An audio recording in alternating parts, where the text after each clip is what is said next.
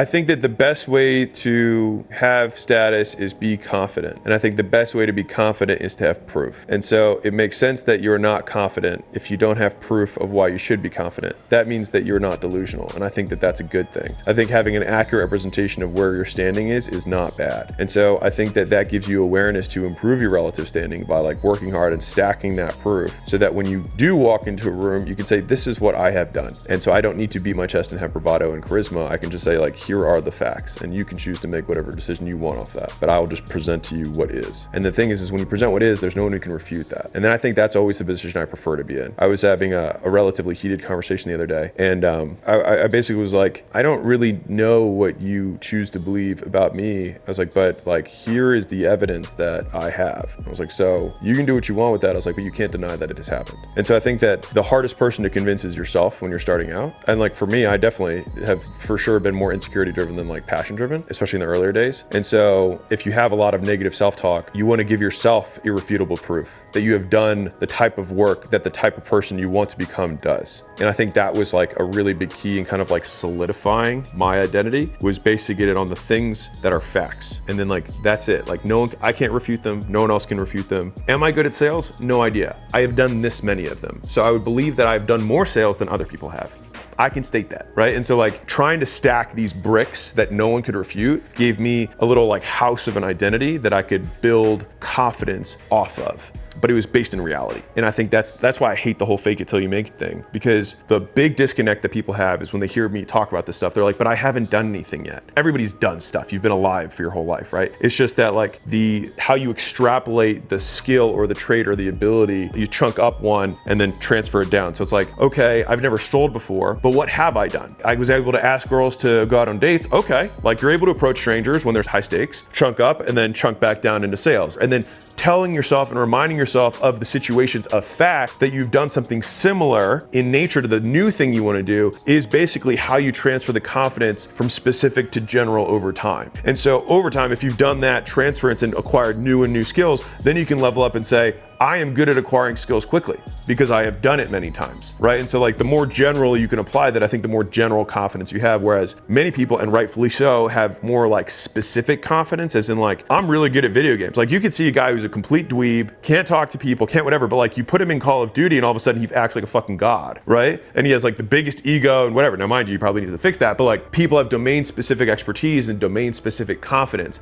And so I think the idea is, how do I transfer that domain specific confidence to general confidence to multiple situations, which is you do step by step. You take that, you know what? I was able to work hard at video games in terms of what I did there. I spent 5 hours a day for 3 years playing Call of Duty. I'll bet you if I spent 5 hours a day for 3 years doing this, that I would be as good as this as I am at Call of Duty. Oh, so now I have a reasonable way to transfer what I did to a new skill. And so the more times you make that transfer, the more generalized your skill set becomes. And I think that then becomes the internal confidence where you can say like, I feel confident that I can learn this thing, do this thing because of what I have done. So that's like clearly where you stand now. When did that shift take place from like survival mode, if that was the stuff you were doing, to like zooming out and realize that was like the framework? I think it was just introspection of like, why am I confident at these things and not confident at these other things? And then I would always have the answer. I was like, well, I've done that a lot. And I'm like, well, maybe if I do a lot of other stuff a lot, I'll be confident at those things too. And then if I wasn't confident in something, then I would think, well, I'll bet you. That's why I have these simple things like, well, if you do more of it, you will suck less. I love the Chinese proverb, which is everything must be hard before it can be easy. And framing a lot of social situations as skills, even character traits as skills. How is someone patient? Well, they do this thing, which means that if I present someone with a similar condition over and over again, and then they change their behavior, then they have become patient, which means that a trait is a skill, which means it can be learned. And so if I want to acquire a skill or a trait, I have to look at what I have to do in the certain situation and then repeat that enough times that I can say, hey, you know what? In these types of situations, I tend to act this way, which means that I believe,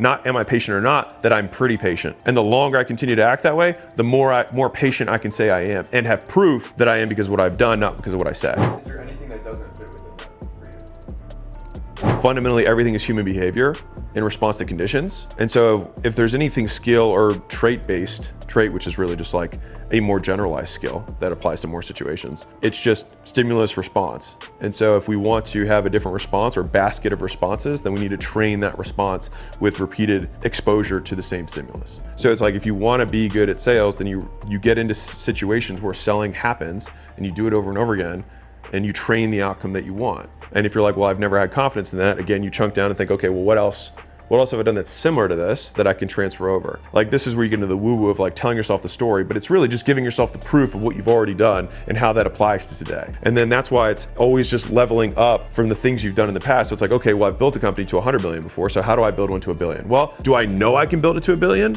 I'm confident I can because I haven't done it yet, but I have evidence that I've done this. And so I think it's reasonable to believe that if I do this for 5 times the length of time, that I could build that. Okay, then that feels like a reasonable bet. And I think that when I'm 70, I'll be more confident than I am now. And confident, said differently, is just secure in who I am. And so I think I'm significantly more secure now than I was when I was 20. And it's because I have fewer things to prove to other people because I have proven more of them to myself. And so I think that there's this great quote by Epictetus I love. I'm going to read it because it's really good. You compromise your integrity when you seek outside approval. Be satisfied that you live up to your rational principles. Be your own witness if you need one. You don't need any more witnesses than that. If you need someone else to be your witness, it means that you sacrifice your own integrity. Because you're saying, why can't you have enough integrity to be your own witness of whatever the thing is? Why do I need someone else's approval? Because they would not have nearly the context I have because I lived it. So if you're like, I am this way, and someone says, no, you're not, there's a degree where what evidence do they have? What evidence do you have? And you should always have more evidence than them. And so like your opinion of you should always have the highest standing, but inversely, most times it doesn't. And so I think a lot of the path of like building confidence is simply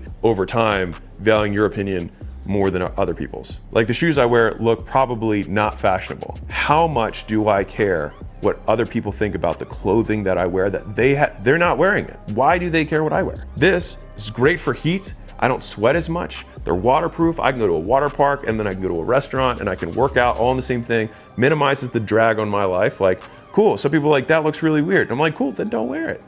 Wear whatever you want to wear. I don't care what you wear. Like, what weight does their opinion have on my life at all? Besides that they have one. Early days, people were like, I would never live my life like you live your life. And I'm like, good. Why are you sharing that with me? Like a lot of times people just make noise with their faces and it has no impact on your life. Like I'm gonna change my behavior in no way. Which if people say things to you and you don't like what they're saying, question is there elements of truth to what they're saying? If there is, fix it. If there isn't, then learn nothing from it. Because some learning is the wrong learning. Like you're taking the wrong lesson from your mom who says you should stay home. Should I? I don't know. If I change my behavior, it means I learned from what she said in one way or another. Now, I might learn and then rebel more, right? But just thinking through that. And I think the biggest thing with, at least for me, has just been continuing to try and value my own opinion more than a fictitious or arbitrary third party that doesn't even exist. And usually it's 1 to 3 voices that I play over and over again in my head, and those people don't even know that I'm playing their voice in my head. And then wondering and asking myself, do I want this fictitious version of this person's voice to be the main thing that directs my life? That gives a lot of power to this person. And then I ask myself, do I want that person to have power over my life? And then usually the answer is no. And I'm like, who would I prefer to have power over my life? And then usually it's me.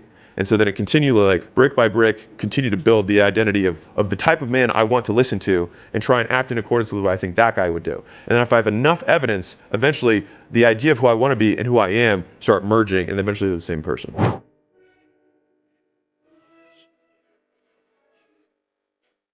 I do not as many, and they're quieter. Like they're there, but they're not like, they don't hit me as hard. They don't weigh down as much.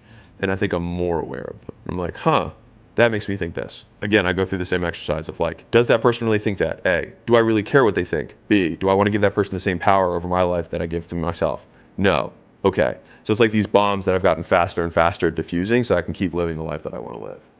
I think one last thing is like, I think about this a lot, which is like 85-year-old version of me, right? I mean, I think about a lot of frames a lot. One of them is that none of it's going to matter. But the other frame is like 85-year-old me doesn't care about a lot of shit. And so I'm like, man, if that guy cannot care about a lot of shit and it's the same person, why can't I just start living that way now? Old people don't give a shit if they're wearing fucking comfortable sneakers. Like at what point did they go from like, you know what? I'm going to wear these fashiony whatever things to I'm going to wear these New Balances, right? Like where does that happen? And I think there's degrees of like just being okay with you that allows people to make that shift. There's good old people and there's nasty old people, but like I think of like I would like to be a nice old person, and I think that they're really like jolly and easygoing, and I think self-accepting. I think about that guy all the time. And when I have these stressors or I have these insecurities, I think like, what would that guy think right now? And that guy usually has very good answers, which is kind of weird because it means that you have these answers inside of yourself, but you just choose not to listen to them. And so I think it's just making that voice louder while you make the other voices quieter and thinking, do I care about my 85-year-old self opinion of me or the fictitious opinion of this rival that I have right now? And then always remembering that the person with the longest time horizon wins. Because there are people who are ahead of me now who on a longer time horizon, it doesn't matter. And then on the longest time horizon, none of it matters. Look at your bank account. Now look at mine. Now look at your bank account. Now back to mine. Sadly, it doesn't look like mine. But it could if you joined Skool. Come with me. Where are you? You're at a party, but not just any party, your party. And you get to decide who's invited. You can come in, my dear. You cannot. Give me a moment. And because it's your party, it can be free or it can be paid. It's up to you. And you're talking about whatever you want to talk about because it's your party. Learning and having fun. But don't believe me. Look at these numbers. This is the real leaderboard from last month. And sure, I could talk about Bill, who's making $62,000 a month, helping people bookkeep better. Or Jamie, helping women invest, making $41,000 a month. But what about the average Skool community? Well, the average paid community makes $1,360 per month. How about them apples? What's that? The ticket to the thing that you've always wanted to go to. My headquarters here in Vegas. Become one of the top 10 communities and you can fly out. Look, over there. The ticket is now a torch. No, it's an engagement ring to the business of your dreams so that you can marry it forever.